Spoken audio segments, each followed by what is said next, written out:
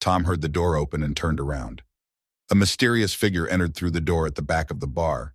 His face seemed to be engulfed in mist, and his eyes glowed with a strange fog surrounding them. The man was tall, dressed in old clothes with a foul odor. He ignored everyone and moved to the far corner of the bar. The moment Tom's attention was drawn to this man, Sarah smiled at him, then paused for a moment in silence. "He's a regular here, but no one knows him," she whispered. Without thinking, Tom got up and began to survey the bar, noticing that the man was approaching without speaking. The bar was eerily still.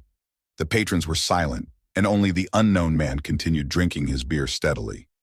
Sarah remained silent, and Tom noticed concern in her eyes. There was something unsettling about the atmosphere in the bar, as if something had changed. Finally, Sarah broke the silence, her voice rising slightly. "Why have you come here?" she asked Tom. Tom responded vaguely, "I just came to learn about the history of this place."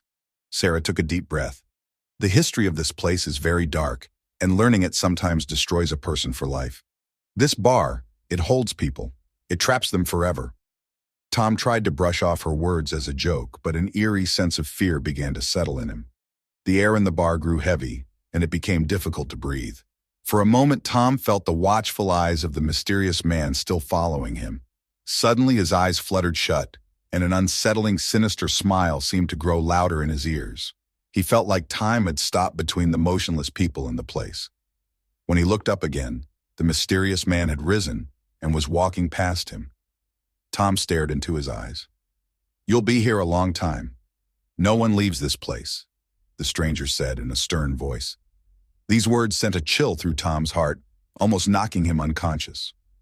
At that moment, the bar sank into complete silence. Tom, regaining his composure, stood up. He realized he had made the decision to leave, but the door of the bar wouldn't open. Everything outside seemed to have changed. He felt as if time itself had stopped. Sarah looked at Tom, and for a moment stared deep into his eyes. "If you want to leave, you won't find a way out.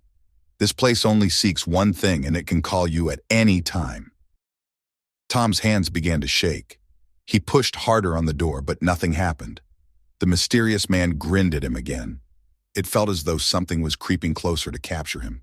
Sarah began to cry. "You don't understand. This bar. No one ever leaves here."